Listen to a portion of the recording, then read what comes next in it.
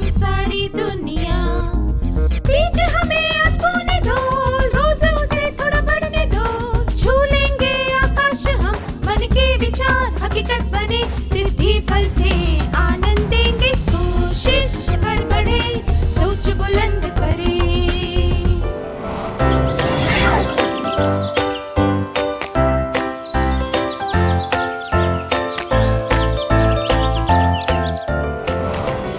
नमस्ते छात्रों, क्या हम आज का सत्र एक खेल से शुरू करें?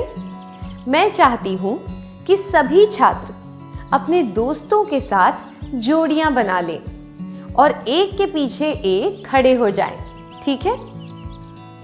आप सभी जो पीछे खड़े हैं, आगे वाले की आंखों पर पट्टी बांधेंगे। आंखों पर पट्टी बंधे व्यक्ति को लगातार 3 मिनट तक चलना होगा। यदि उसे मदद की आवश्यकता पड़ी तो उसे मदद करो, यह जोर से कहना होगा। तब उसका साथी मदद के लिए आएगा। वह साथी अपने पट्टी बंधे हुए दोस्त के करीब चलेगा, पर उसका हाथ नहीं पकड़ेगा और ना ही उसे छुएगा। उसे बस यह ध्यान रखना है कि पट्टी बंधे हुए दोस्त को कोई हानि ना पहुंचे, जैसे कि वह किसी चीज से टकरा ना जाए।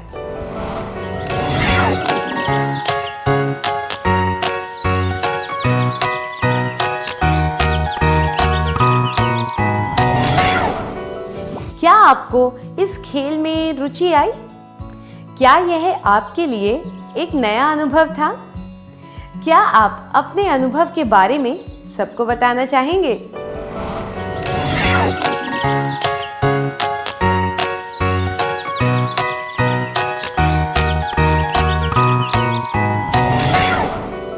अपने अनुभवों के बारे में बताने के लिए शुक्रिया। आपने जो बातें बताई, क्या हम उनमें से कुछ बातों को एक बार देखें? इस खेल से आप किसी अंधे व्यक्ति की परेशानियों को समझ सके। आपको आभास हुआ कि अंधे व्यक्तियों की मदद करनी चाहिए। आपको यह जानने की उत्सुकता हुई कि अंधे व्यक्ति अपनी अपंगता के बावजूद किस तरह रहते हैं। मैं खुश हूं कि इस खेल और इसके अनुभवों के कारण आपके मन में नए विचार आए हैं। बहुत बढ़िया। जरूरतमंद लोगों की मदद करना महत्वपूर्ण है। यह दर्शाता है कि हमें उनकी परवाह है। यहाँ पर हम उन लोगों की बात नहीं कर रहे हैं जो गरीब हैं और आर्थिक रूप से पिछड़े हुए हैं।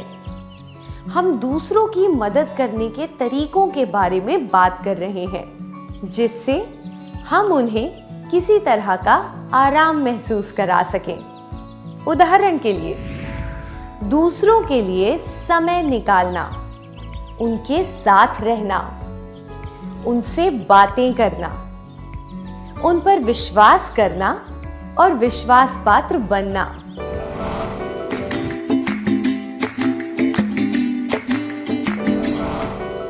जिन लोगों को हमारी देखरेख की जरूरत है, हम उनका ध्यान किस तरह से रख सकते हैं?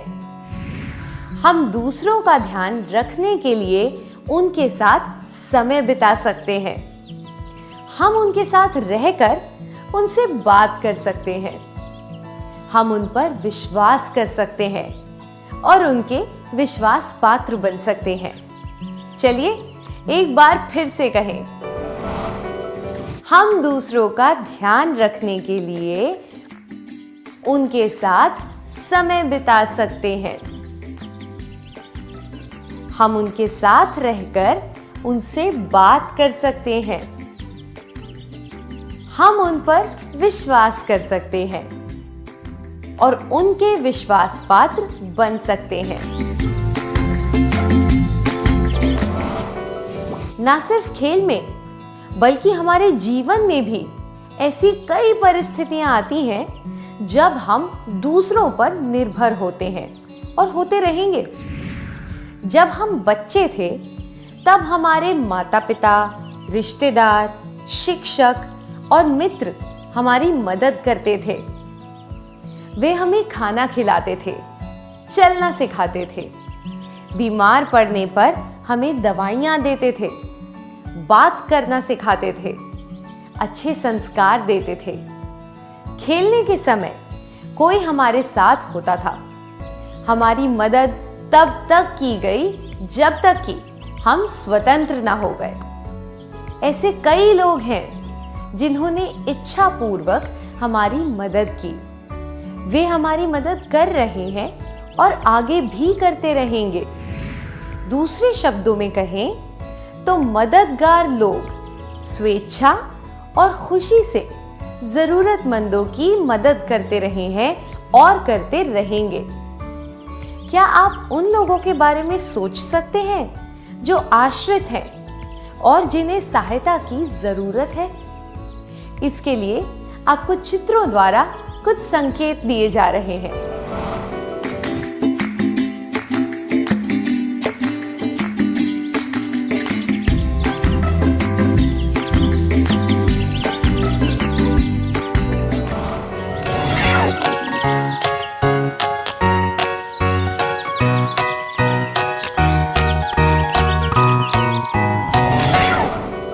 शारीरिक रूप से अपंग व्यक्ति, बुजुर्ग व्यक्ति, हमारे साथी, बच्चे।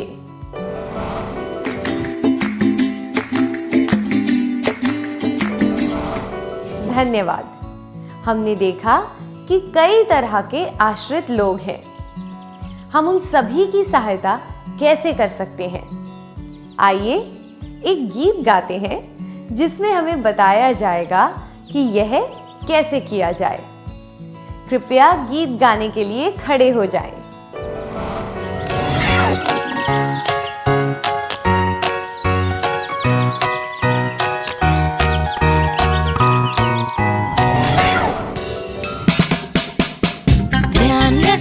ध्यान रखें, तन मन से ध्यान रखें, सेवा करें, पूरे मन से सेवा करें। आओ हम कुछ ऐसा करें, हर एक दिल को प्यार से भरे, हाथ बढ़ाकर मदद करे, पूरे मन से सेवा करे। ध्यान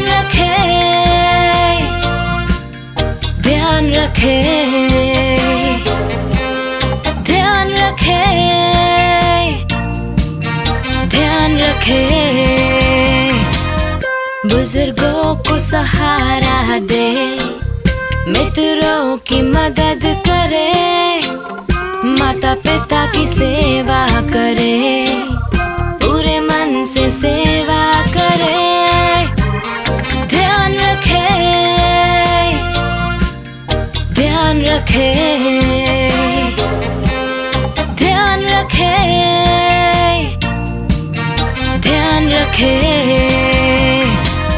बच्चों को प्यार दुलार दे, अक्षम लोगों की सहायता करे, सबके मुख पर हंसी लाए, पूरे मन से सेवा करे। ध्यान रखे,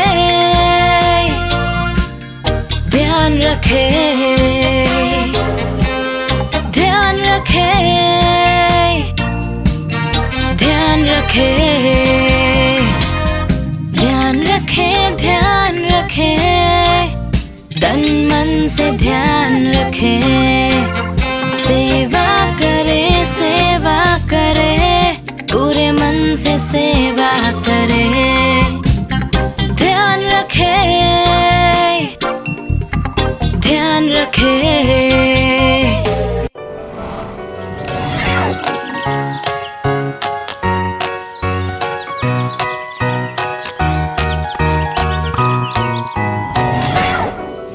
धन्यवाद। यह गीत क्या संदेश देता है? सही कहा, यह संदेश देता है कि हमें किसी चीज की आशा रखे बगैर बुजुर्ग लोगों, साथियों, विकलांग व्यक्तियों और बच्चों का ध्यान रखना चाहिए। अब मैं आपको एक कहानी सुनाऊंगी। सरला पोलियो से पीड़ित है और लंगड़ा कर चलती है। उसकी सहेली अमला हमेशा उसकी मदद करती है और कभी भी सरला को उसकी अपंगता का एहसास नहीं दिलाती। एक दिन अचानक उसे कुछ रुपयों की जरूरत पड़ी। उसने सरला से 50 रुपए उधार मांगे, पर उस समय सरला के पास पैसे नहीं थे और उसने बताया कि वह पैसे नहीं दे पाएगी। निराश होकर अमला ने कहा, मैंने कितनी बार तुम्हारी मदद की है, क्या तुम मेरे लिए यह छोटा सा काम भी नहीं कर सकती हो? सरला बहुत उदास हो गई और रोने लगी। आपको क्या लगता है सरला क्यों रोई? सरला रोई क्योंकि वह अपनी सहेली की मदद नहीं कर पाई। अमला ने उसकी अपंगता के बारे में याद दिलाया। उसे रोना अच्छा लगता था।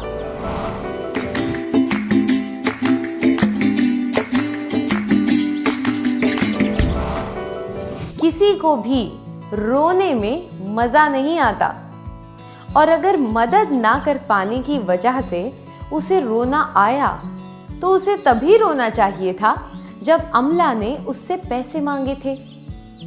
उसने तो बल्कि खुलकर यह बात बताई थी कि अभी उसके पास पैसे नहीं हैं। सरला तब रोई जब अमला ने कहा कि मैंने कितनी बार तुम्हारी मदद की है, क्या तुम मेरे लिए यह छोटा सा काम भी नहीं कर सकती हो? उसकी अपंगता के बारे में याद दिलाने के कारण ही सरला रोई होगी। क्या अमला को इस तरह बात करनी चाहिए थी? आमतौर पर किसी भी व्यक्ति को उसकी अपंगता या अयोग्यता का एहसास दिलाना उचित नहीं होता। आपने किसी व्यक्ति की मदद की हो तो उसके बारे में याद दिलाना भी सभ्य नहीं होता। अपंग व्यक्ति को दी गई मदद के बदले में कुछ मांगना तो बिल्कुल ही अनुचित होता है। निस्वार्थ सेवा ही सच्ची सेवा होती है। अब मैं आपसे एक प्रश्न पूछूंगी। जब आप एक अंधे व्यक्ति को सड़क पार करते हुए देखें, तब आप क्या करेंगे? मैं देखूंगा या देखूंगी कि वह सड़क कैसे पार कर रहा है। सड़क पार करने में मैं उसकी मदद करूंगा या करूंगी। मैं अपने काम से काम रखूंगा या रखूंगी। मुझे उस पर दया आएगी। इस प्रश्न के लिए ये सभी जवाब मैं देखूंगा या देखूंगी कि वह सड़क कैसे पार कर रहा है, या मैं अपने काम से काम रखूंगा या रखूंगी और मुझे उस पर दया आएगी उचित नहीं है, क्योंकि इनमें मदद करने की कोई भावना नहीं है। सबसे उचित उत्तर है सड़क पार करने में मैं उसकी मदद करूंगा या करूंगी।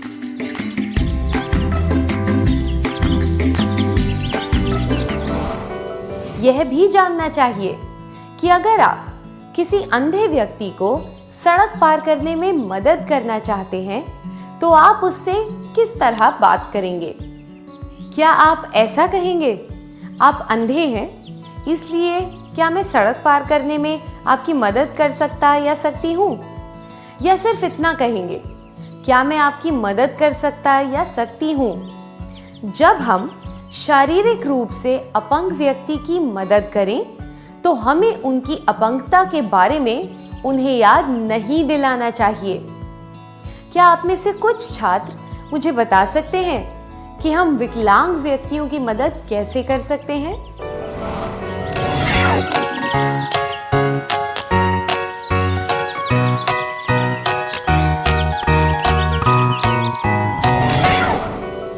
यह बातें बताने के लिए धन्यवाद। हम सड़क पार करने में उनकी मदद कर सकते हैं। उन्हें पुस्तक, अखबार इत्यादि पढ़कर सुना सकते हैं। उन्हें अपने वाहन में बिठाकर उनकी मंजिल तक छोड़ सकते हैं। उन्हें बस या रेलगाड़ी में अपनी सीट दे सकते हैं। हमने देखा कि शारीरिक रूप से अपंग लोगों की सहायता हम किस तरह कर सकते हैं। अब हम जानेंगे कि हम बुजुर्गों की मदद कैसे कर सकते हैं। आपने बुजुर्ग लोगों की किन बातों पर ध्यान दिया है? शारीरिक रूप से उनमें ज्यादा ताकत नहीं होती। जैसे जैसे उनकी उम्र बढ़ती है, उनका शारीरिक बल कम होता जाता है और शरीर व मस्तिष्क का तालमेल बिगड़ने लगता है। आंखों की रोशनी कमजोर होती जाती है, ऊंचा सुनाई देने लगता है, उनकी कमर झुक जाती है। ये सब बुढ़ापे के लक्षण होते हैं। आपके और मेरे साथ भी ऐसा होगा। आपके पड़ोस में और आपके नगर या शहर में बुजुर्ग लोग तो जरूर होंगे। क्या वे किसी से मदद मांगते हैं? यदि हाँ, तो उन्हें किन कामों के लिए दूसरों की मदद चाहिए होती है? क्या आप सब 5-5 लोगों का समूह बनाकर बैठ सकते हैं?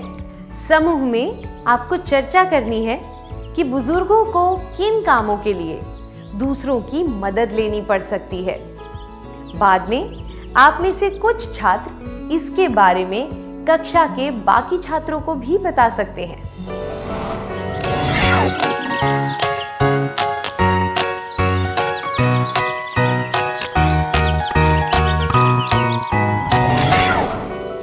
इस बारे में चर्चा करने और सबको बताने के लिए धन्यवाद। क्या हम इनमें से कुछ बातों पर नजर डालें?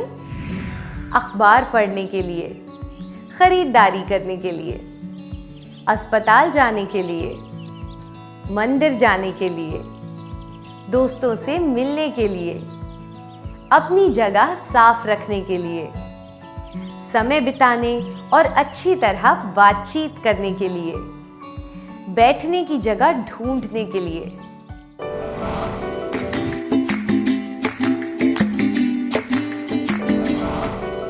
धन्यवाद। आपके इन जवाबों से जाहिर है कि आपने बुजुर्गों की तरफ ध्यान दिया है और उनकी जरूरतों को भी समझा है। अपने परिवार और रिश्तेदारों के लिए 60-70 साल तक काम करने के बाद ये लोग बढ़ती उम्र की वजह से कमजोर हो जाते हैं। उनके दिमाग में हमेशा यह बात चलती रहती है कि वे अपना काम खुद कर सकें। बुजुर्ग लोग चाहते हैं कि वे सक्रिय जीवन बिता सकें, इसलिए वे प्रयास करते हैं कि वो सारे काम कर सकें जो वे युवावस्था में आसानी से कर लेते थे। पर जब उन्हें काम करने में मुश्किल होती है तो उन्हें मदद की जरूरत महसूस होने लगती है। हम सभी बूढ़े हो जाएंगे, हमें भी कभी मदद की जरूरत पड़ेगी। इसलिए हमें खुशी से और स्वेच्छा से बुजुर्गों की मदद करनी चाहिए, उनका ध्यान रखना चाहिए। जब एक बुजुर्ग व्यक्ति को अखबार पढ़ने में मुश्किल हो रही हो तो आप क्या करेंगे? आप प्रतीक्षा करेंगे कि वे आपसे मदद मांगे, उसके बाद आप उनकी मदद करेंगे। उस व्यक्ति पर ध्यान नहीं देंगे और अपने काम में जुट जाएंगे। उनकी जरूरत को समझते हुए आप स्वेच्छा से कहेंगे, क्या मैं आपके लिए अखबार पढ़ दूं?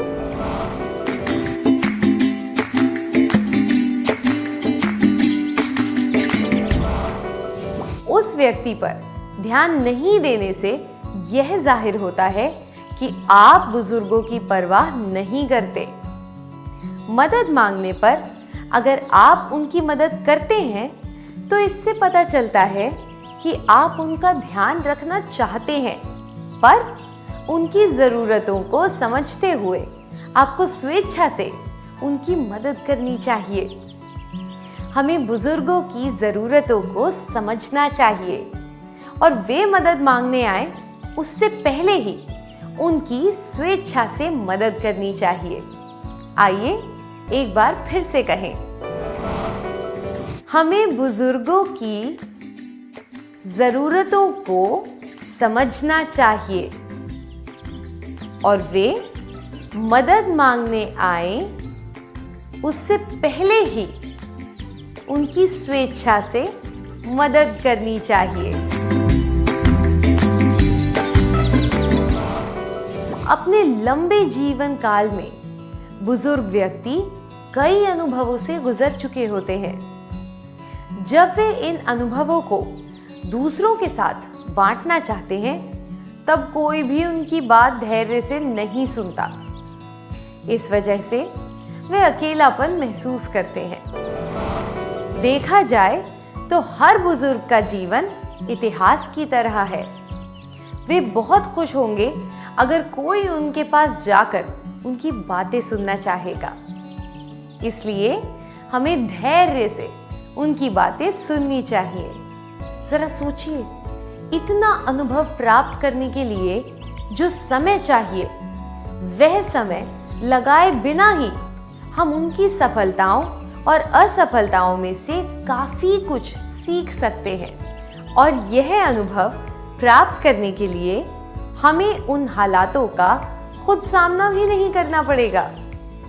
जब आपके परिवार के बुजुर्ग अपने अनुभवों के बारे में बात करें, तब आप क्या करेंगे?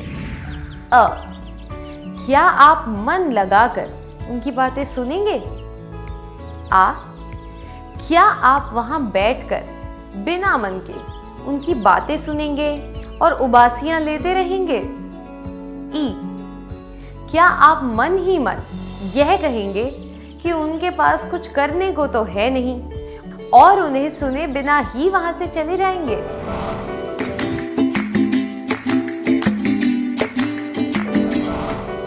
क्या आप में से दो छात्र यहाँ आकर बुजुर्ग व्यक्ति का और सुनने वाले का किरदार निभा सकते हैं?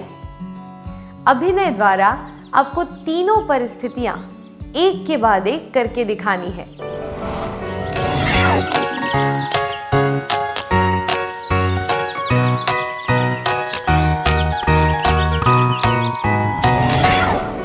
इतना अच्छा अभिनय करके दिखाने के लिए शुक्रिया। बुजुर्गों की बातें सुनना इतिहास की पुस्तक पढ़ने के समान है। इतना अनुभव प्राप्त करने के लिए जो समय चाहिए, वह समय लगाए बिना ही हम उनके अनुभवों से काफी कुछ सीख सकते हैं। और इसके लिए हमें उन हालातों का खुद सामना करने की भी जरूरत नहीं है।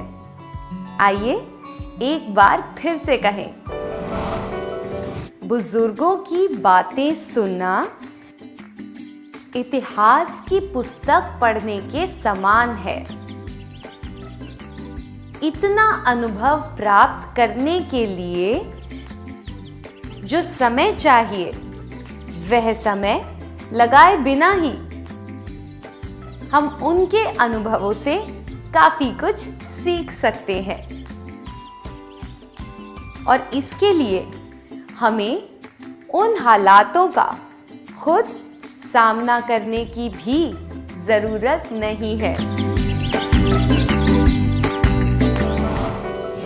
यह भी याद रखें कि हमें बुजुर्गों के साथ प्यार से बात करनी चाहिए और उन्हें यह एहसास दिलाना चाहिए कि उनकी मदद के लिए हम हमेशा उनके साथ हैं। प्यार की इस अनुभूति से उनकी आयु बढ़ेगी और वे सुखद जीवन व्यतीत कर पाएंगे।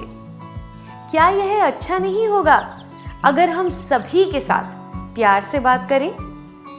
इससे दूसरों को तो खुशी मिलेगी ही और हम भी प्रसन्न रहेंगे। जब परिवार के बुजुर्ग सदस्य आपसे बात करें तो आप कैसी प्रतिक्रिया करेंगे?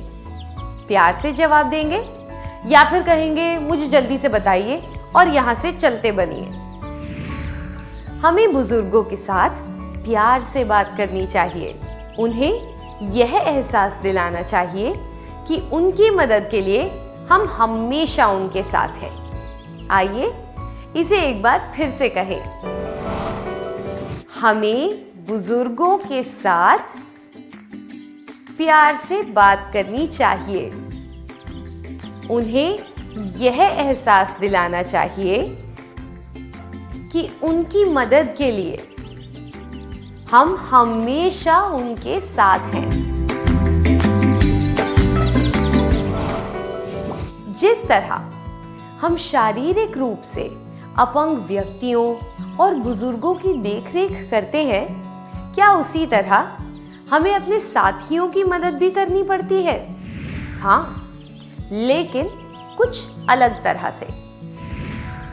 कोई भी इंसान हमेशा खुश नहीं रहता। जब हम किसी बात से परेशान होते हैं तो हर वक्त उसी के बारे में सोचते रहते हैं।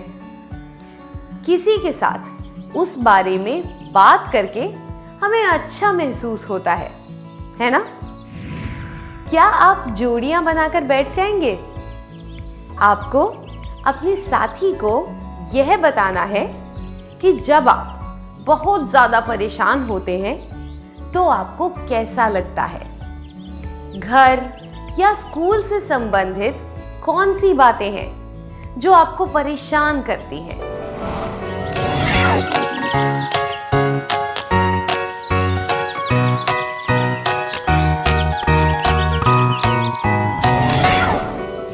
धन्यवाद।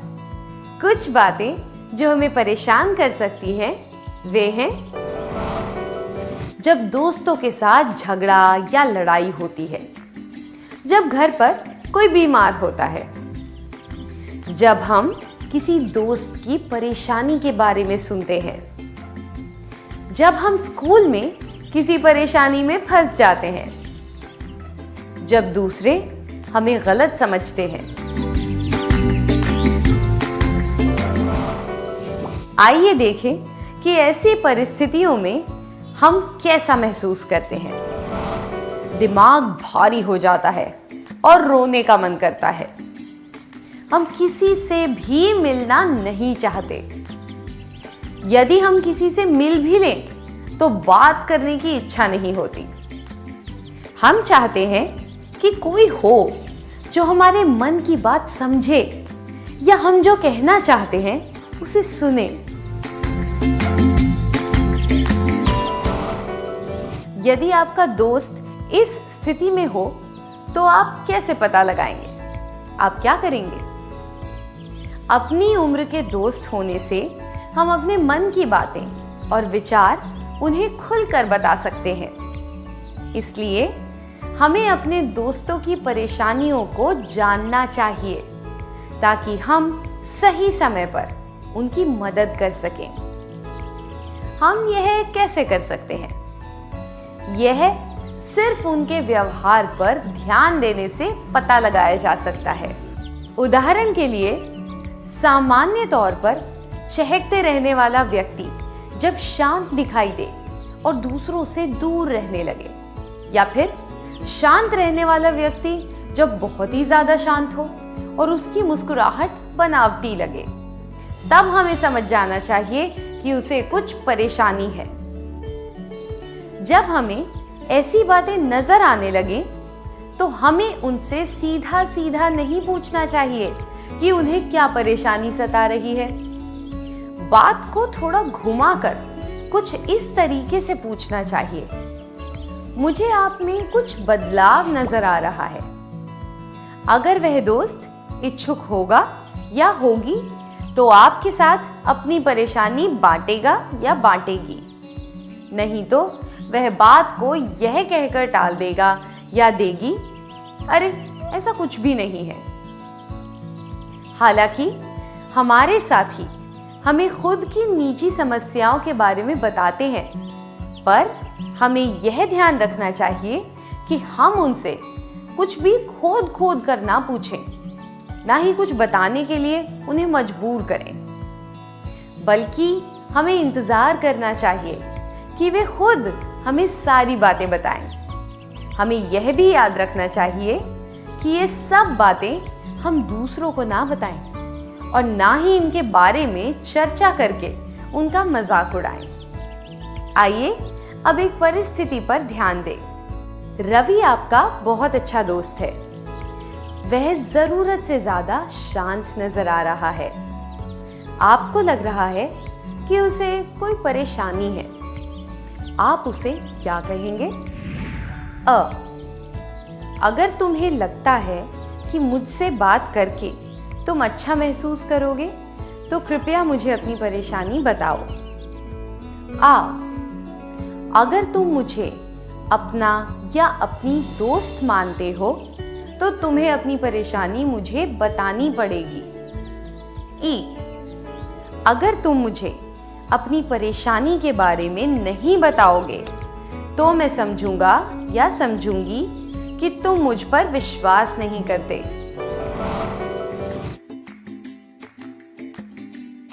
अगर तुम मुझे अपना या अपनी दोस्त मानते हो तो तुम्हें अपनी परेशानी मुझे बतानी पड़ेगी। या फिर अगर तुम मुझे अपनी परेशानी के बारे में नहीं बताओगे तो मैं समझूंगा या समझूंगी कि तुम मुझ पर विश्वास नहीं करते। इस तरह की बातें कहना उचित नहीं होगा। इनसे यह लगता है कि आप रवि के साथ जबरदस्ती कर रहे हैं ताकि वो आपको सारी बात बताए। सबसे उचित जवाब है, अगर तुम्हें लगता है कि मुझसे बात करके तुम अच्छा महसूस करोगे तो कृपया मुझे अपनी परेशानी बताओ।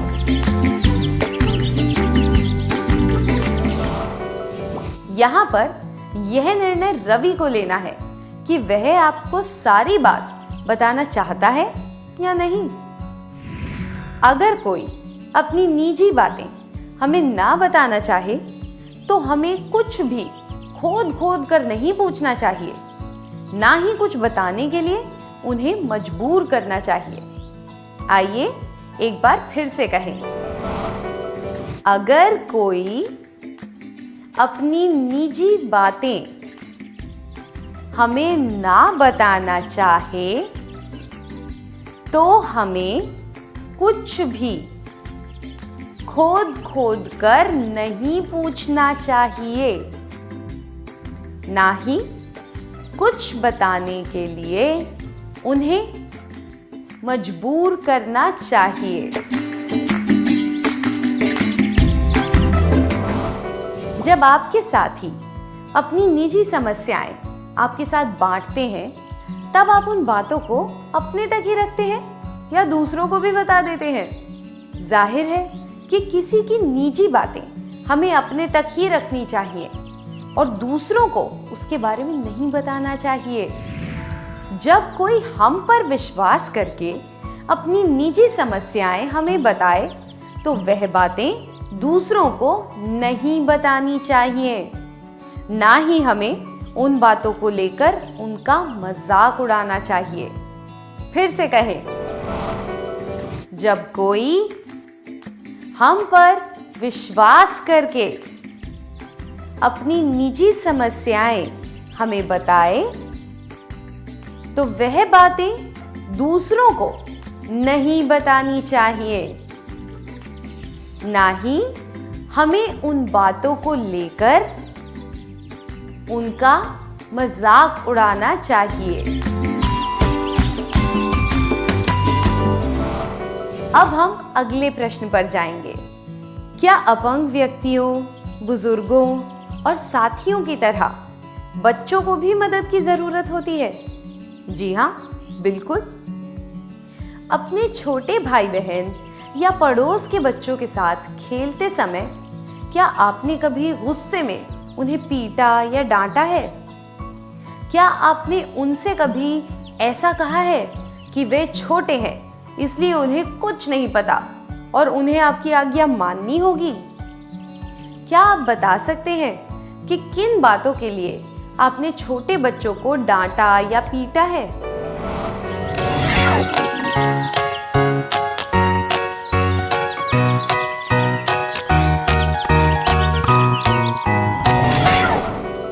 आइए हम इन पर एक नजर डालें।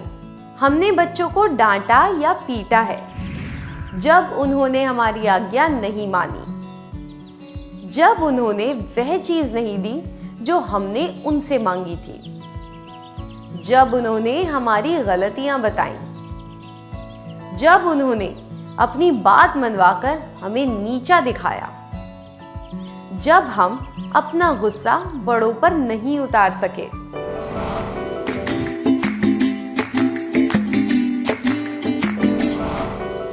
यह आपका छोटा भाई है, यह आपकी छोटी बहन है, यह आप हैं और यह आपका बड़ा भाई है। आपने अपने छोटे भाई बहनों को पीटा क्योंकि उन्होंने आपकी बात नहीं मानी और उन्होंने वह चीज नहीं दी जो आपने मांगी थी। ऐसी ही स्थिति में आपके बड़े भाई ने भी आपको पीटा था क्योंकि आपने उसकी बात नहीं मानी थी।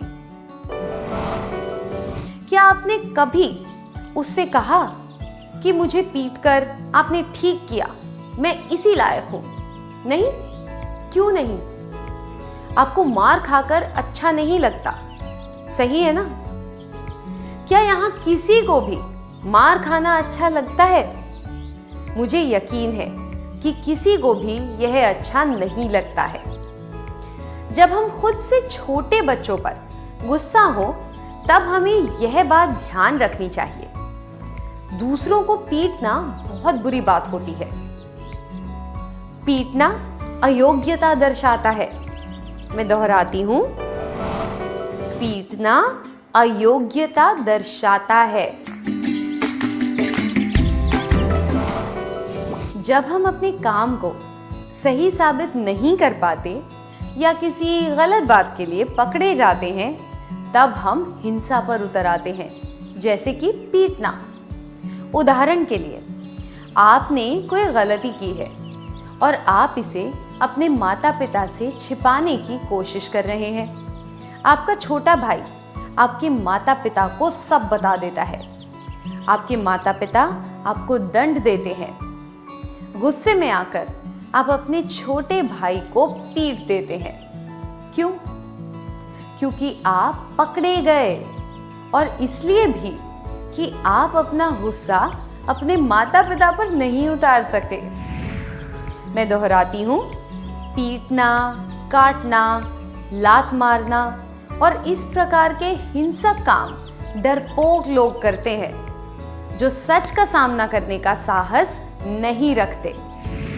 आत्मविश्वासी और समझदार लोग अपनी बात सही साबित करने के लिए कभी भी हिंसा का सहारा नहीं लेते। इसलिए हमें दूसरों के सामने समझदारी, साहस और धैर्य से काम लेना चाहिए और अपनी ताकत का इस्तेमाल सकारात्मक रूप से करना चाहिए, ना कि दूसरों को पीटकर। पीटना, काटना, लात मारना ऐसे हिंसक काम कौन करता है? डरपोक व्यक्ति या वो व्यक्ति जो सच का सामना करने का साहस नहीं रखता है। बच्चे स्वभाव से ही जिज्ञासु होते हैं। वे नई बातें सीखने के लिए आतुर रहते हैं। इसलिए जब वे कोई प्रश्न बार बार पूछे तो हमें प्यार और धैर्य से उन्हें जवाब देना चाहिए। अगर हमें जवाब पता ना हो तो हमें यह स्वीकार कर लेना चाहिए और स्पष्ट रूप से बता देना चाहिए कि हम उन्हें जवाब नहीं दे पाएंगे। ऐसे जवाब देना कि तुम हर वक्त सवाल पूछकर परेशान करते रहते हो, या फिर क्या तुम कुछ देर के लिए चुप नहीं बैठ सकते, या बच्चे को पीटना सही बात नहीं है। अगर कोई छोटा बच्चा आपसे ऐसा प्रश्न पूछे जिसका उत्तर आप नहीं जानते हो, जैसे आसमान नीला क्यों है, तब आप किस तरह से जवाब देंगे? क्या आप उससे कहेंगे कि आपको उत्तर मालूम नहीं, या आप इस बात से घबरा जाएंगे कि वह आपको अज्ञानी समझेगा, या फिर उसे चुप करने के लिए आप किसी भी तरह का गलत जवाब दे देंगे? दुनिया में किसी भी व्यक्ति को सब कुछ पता नहीं होता। इसलिए जब हमें कोई जवाब पता ना हो तो हमें अपनी अज्ञानता स्वीकार कर लेनी चाहिए। आइए इसे एक बार फिर से कहें। दुनिया में किसी भी व्यक्ति को सब कुछ पता नहीं होता। इसलिए जब हमें कोई जवाब पता ना हो तो हमें अपनी अज्ञानता स्वीकार कर लेनी चाहिए।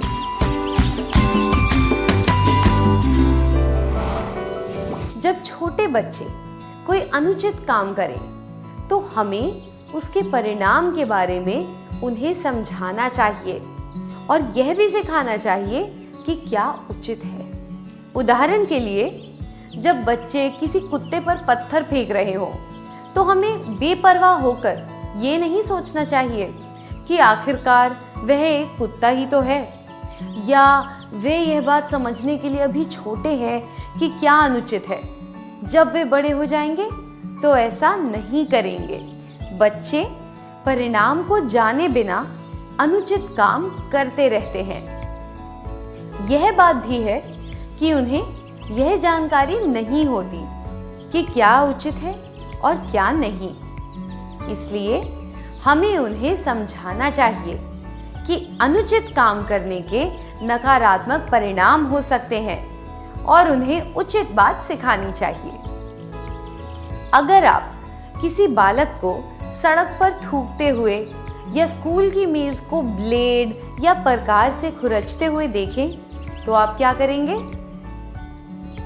क्या आप उसे ऐसा करने के परिणामों के बारे में बताएंगे और समझाएंगे कि वह अनुचित काम कर रहा है, या फिर उसके सर पर पीट कर कहेंगे ऐसा मत करो?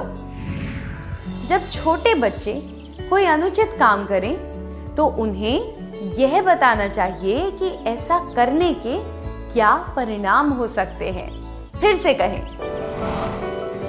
जब छोटे बच्चे कोई अनुचित काम करें तो उन्हें यह बताना चाहिए कि ऐसा करने के क्या परिणाम हो सकते हैं। इस कक्षा में हमने जो कुछ सीखा, क्या हम उसे संक्षेप में एक बार देख लें? क्या हम पीछे बैठे हुए छात्रों से शुरू करें? आप सब एक एक करके मुझे सीखी हुई बातें बताते जाना। कोई भी बात दोहराई नहीं जानी चाहिए। आप सब तैयार हैं?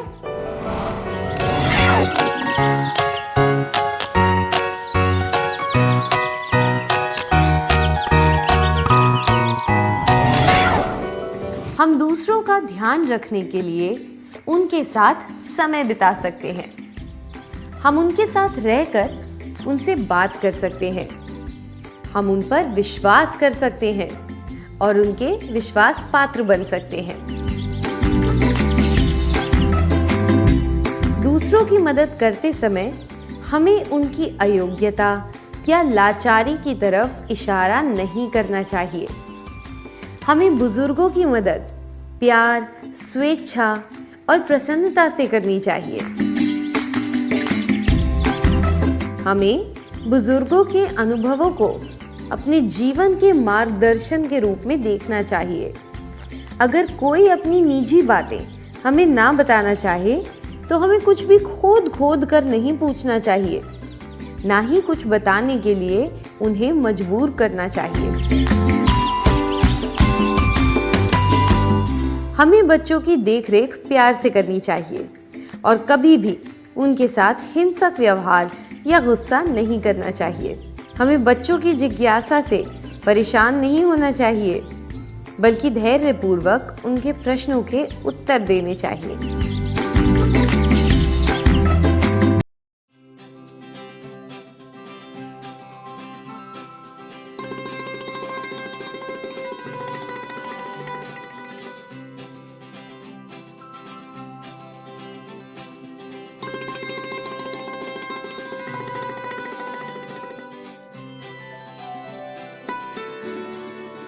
Good morning teacher. Good morning बच्चों, आज हम कुछ नया सीखने वाले हैं। वाव, हम क्या नया सीखने वाले हैं टीचर? वंदना, आज हम अपने रचनात्मक विचारों के जरिए समस्याओं को हल करेंगे। बच्चों, अब मुझे कौन बताएगा कि इस रेखा को बिना छुए छोटी कैसे किया जा सकता है? मगर टीचर, ये तो असंभव है। बच्चों, क्या आप भूल गए कि हर समस्या का हल होता है? सभी अपनी बुद्धि का इस्तेमाल करो और सोचकर इसका हल बताओ। टीचर, मैं बताऊं? अरे वाह रवि, यहाँ आओ और इस रेखा को छोटी करके दिखाओ।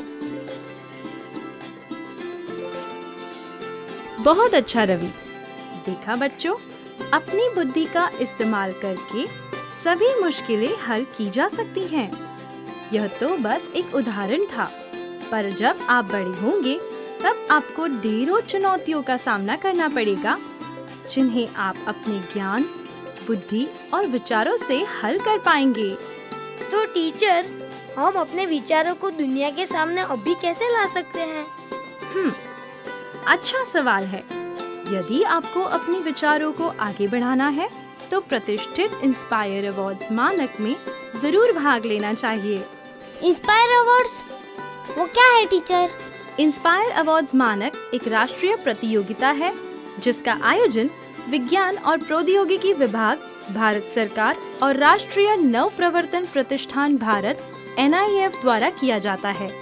यह अवार्ड्स बच्चों को जीवन सरल करने वाले उनके अभिनव विचारों और नव प्रवर्तनों को आगे बढ़ाने के लिए दिया जाता है। मैं आपको कुछ उदाहरणों से समझाती हूँ। महाराष्ट्र के रहने वाले नीरज पसपुले ने सभागार की कुर्सियों में एक संकेतक लगाने का विचार दिया, जिससे सभागार में प्रवेश करते ही व्यक्ति को खाली कुर्सी की पहचान संकेतक से हो जाए और वह अपने नजदीक की खाली कुर्सी का चयन कर सके। दमन और दीव के रहने वाले प्रेम, अंकुश और शिवानी ने सड़क के किनारे भरे हुए कूड़ेदान के बाहर बिखरे कूड़े को देखा। तब उन्होंने यह विचार दिया कि अगर इसमें ऐसा यंत्र लगा दिया जाए जो उसके भरने का संकेत कूड़ा उठाने वाली गाड़ी को दे दे, तो समय से कूड़ा उठाया जा सकेगा। हिमाचल प्रदेश के रहने वाली पार्वती ने ऊर्जा की बचत के लिए एक साथ 3 काम करने वाले चूल्हे को बनाने का सुझाव दिया, जिससे खाना पकाने, पीने का पानी गर्म करने के साथ साथ धुएं को साफ कर उसका उपयोग घर को गर्म रखने में हो सके। पश्चिम बंगाल के रहने वाले ऋषभ ने सार्वजनिक परिवहन में कम सामान के साथ यात्रा करने को बढ़ावा देने और लोगों को स्वस्थ रखने के लिए वजन के हिसाब से किराया लगाने का विचार दिया। उत्तर प्रदेश के रहने वाले सिकांतो ने देखा कि ज्यादातर सफाई कर्मी सफाई के बाद सड़क के किनारे कचरे का ढेर लगा देते हैं और बाद में इसे हाथ से डस्टबिन या कूड़ा गाड़ी में डालते हैं। उन्होंने इस समस्या के समाधान के लिए कचरा उठाने और भरने के लिए हाथ से संचालित होने वाली गाड़ी तैयार की है ना अच्छे विचार? पर टीचर, इसे बनाने में पैसे भी लगे होंगे। मैं तो अभी छोटा हूँ और मेरे पास पैसे भी नहीं है। चिंता मत करो ईशान, इस प्रतियोगिता में सबसे पहले अपने विचार ही भेजने होते हैं। मैं समझाती हूँ। इस प्रतियोगिता में कक्षा 6 से लेकर 10 तक यानी 10 से 15 साल के बच्चे भाग ले सकते हैं। वह अपने नए विचार विद्यालय के प्राध्यापक को जमा करा सकते हैं। प्रत्येक स्कूल के प्राचार्य आइडिया कंपटीशन के जरिए भी विद्यार्थियों के विचार इकट्ठा कर सकते हैं। फिर श्रेष्ठ 2 से 3 विचारों अथवा नव प्रवर्तनों का नामांकन प्राध्यापक द्वारा तय प्रारूप में इंस्पायर अवार्ड्स के वेब पोर्टल के जरिए किया जा सकता है। इसके बाद देश भर से सर्वश्रेष्ठ 1 लाख नए विचारों अथवा नव प्रवर्तनों को चुना जाएगा तथा प्रत्येक को 10,000 रुपए की पुरस्कार राशि दी जाएगी। ध्यान रखें बच्चों, आपको अपने मौलिक अनूठे और तकनीकी विचारों को ही सम्मिलित करना है। टीचर, आइडिया कंपटीशन क्या होता है? इस कंपटीशन में विद्यार्थी मौजूदा मशीनों, गैजेट में बेहतरी के लिए सुधार अथवा नई मशीन, गैजेट बनाने के मौलिक तकनीकी विचार जमा करा सकते हैं, जिससे दैनिक समस्याओं का समाधान किया जा सके।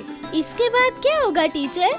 चुने हुए विद्यार्थियों को अपने विचारों अथवा नव प्रवर्तनों के प्रोटोटाइप अथवा मॉडल तैयार कर जिला स्तर की प्रदर्शनी में भाग लेना होगा, जहां से राज्य स्तर के लिए 10,000 विचारों अथवा नव प्रवर्तनों का चयन किया जाएगा।